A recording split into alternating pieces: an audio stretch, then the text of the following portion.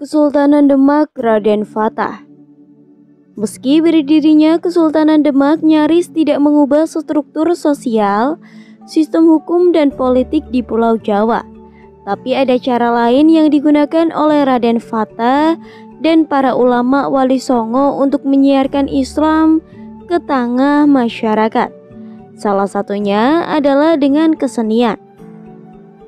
Menurut Agus Sunyoto, salah satu aspek yang membuat Kesultanan Demak langsung mendapat legitimasi sebagai pewaris kekuasaan Majapahit di tanah Jawa, karena sistem politik dan hukum yang ditegakkan di negara tersebut tetap menganut asas kebiasaan yang dilakukan di Majapahit, sehingga masyarakat khususnya yang bermukim jauh dari ibu kota Majapahit dan dekat dengan Demak lebih memilih tunduk pada Kesultanan Islam pertama di Pulau Jawa ini, karena mereka jauh lebih mudah beradaptasi.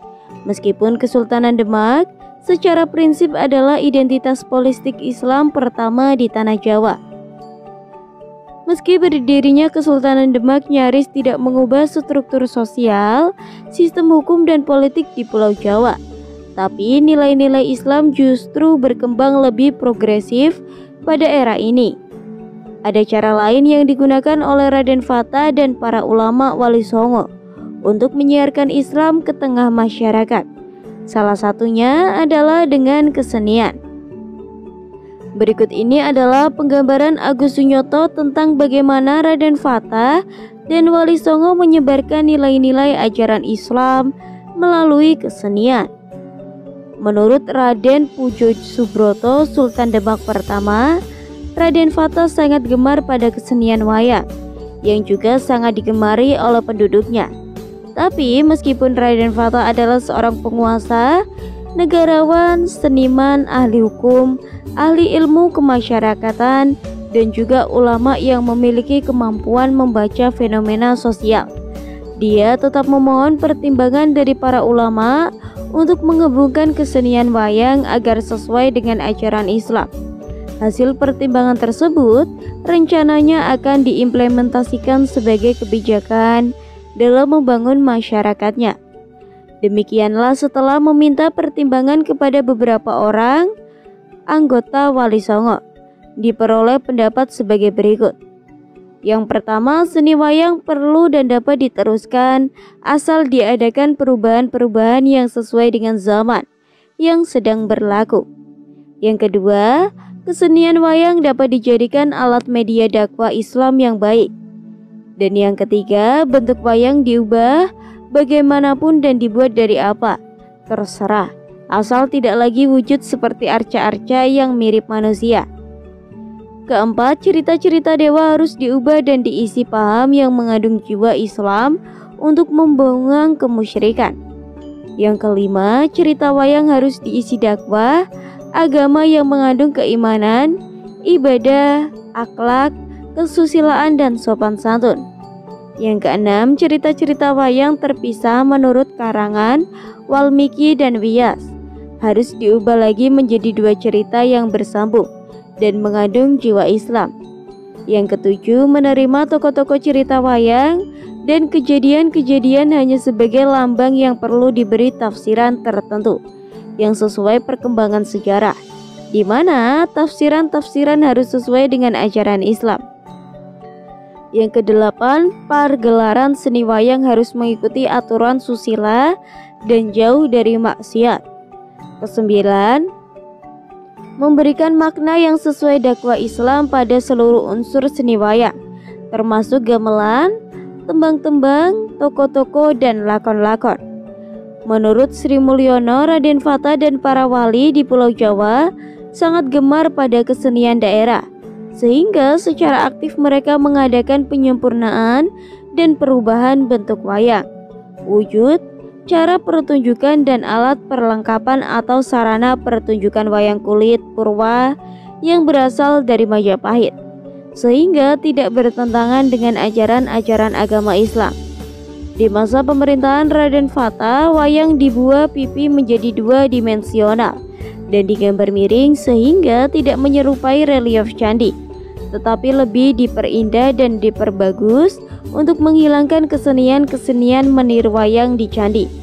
Wayang dibuat dari kulit kerbau yang ditata halus, diberi warna dasar dari tulang bubuk berwarna putih, sedangkan gambar pakaian diberi warna hitam. Gambar muka wayang dibuat miring dengan tangan menjadi satu dengan badan. Diperit gapit untuk mencapai pada kayu yang diberi lubang khusus. Tokoh Bima dalam perwayangan.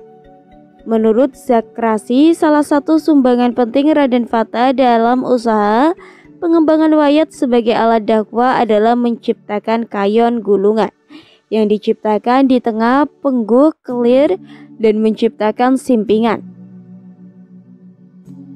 Masih menurut Simulyono, Sultan Demak Raden Fata membuat suatu perangkat gamelan larang pelok yang pada hari-hari tertentu ditempatkan dan dibunyikan di halaman Masjid Agung Demak. Gamelan itu disebut gamelan sekti. Tradisi inilah yang sampai sekarang masih dijalankan di Keraton Surakarta dan Yogyakarta pada tiap-tiap bulan Maulid dalam perayaan Maulid Nabi yang disebut perayaan Sekaten. Gamelan Sekaten Solo terdapat dua gamelan memiliki Keraton Kesunaan Surakarta, yakni Kiai Guntur Madu dan Kiai Guntur Sari, yang akan ditabuh selama seminggu pada setiap gelaran Seketan di Keraton Kusuman Surakarta. Pada zaman Demak, hari besar yang harus dimeriahkan adalah Idul Fitri, Idul Adha, dan Maulid Nabi Muhammad SAW. Yang terakhir inilah yang diutarakan. Menurut Kisah Sworojo dalam Guna Cara Agama, pada masa Demak untuk memeriahkan hari Maulid ini, 7 hari sebelumnya para bupati dan abdi damelan pesisir dipanggil untuk hadir di istana. Maksudnya untuk memberikan kebaktian kepada penguasa. Abdi dalam bidang keagamaan. Disuruh zikarat di masjid sambil memberikan penerangan mengenai agama kepada rakyat dan memberikan tuntunan syahadatan kepada rakyat yang berduyung-duyung membanjiri masjid karena ingin melihat atau mendengarkan gamelan masjid. Sebagai alat untuk menarik masyarakat, dibunyikan gamelan besar yang diletakkan di bangsal Sri Menganti yang diusung dari istana ke masjid sesudah Isya dengan dibunyikan terus-menerus selama perjalanan. Di halaman masjid, gamelan besar 2 pasang diletakkan di kanan dan di kiri bangsal. Selanjutnya dibunyikan siang dan malam. Siang mulai pagi sampai zuhur, malam mulai ba'da isya sampai tengah malam. Rakyat banyak yang tertarik pada bunyi gamelan dan berbondong-bondong datang ke halaman masjid. Di sana sambil menunggu memperoleh bagian makanan yang sudah disediakan. Mereka diberi penerangan mengenai ajaran agama Islam dan riwayat Nabi Muhammad SAW. Kemudian sedekah pemberian makanan nasi yang sebelumnya dibacakan doa, lalu makan bersama. Mereka yang tertarik pada ajaran Islam lalu dituntun membaca 2 kalimat syahadat sebagai pernyataan masuk Islam. Demikianlah setiap hari dilakukan selama 7 hari sampai jatuh hari Maulid Nabi. Pada hari terakhir 12 Rabiul Awal adalah puncak keramaian. Mulai pagi Raden Fata yang dijuluki Sri Sultan Alam Akbar sebagai khalifah umat Islam duduk bersila di hadapan para pati, hulu balang dan pejabat-pejabat tinggi. Lalu dari istana diiringi gunung ambeng berisi nasi dan lauk pauknya dibawa menuju masjid sebagai selamatan yang diselenggarakan resmi oleh raja. Cukup sekian cerita yang dapat saya sampaikan. Semoga bermanfaat bagi kalian semua. Mohon maaf apabila ada kesalahan kata atau kata-kata yang kurang tepat. Tetap dukung channel Babat Nusantara dengan cara like, komen, dan subscribe. Saya pamit. Rahayu, rahayu, Rahayu.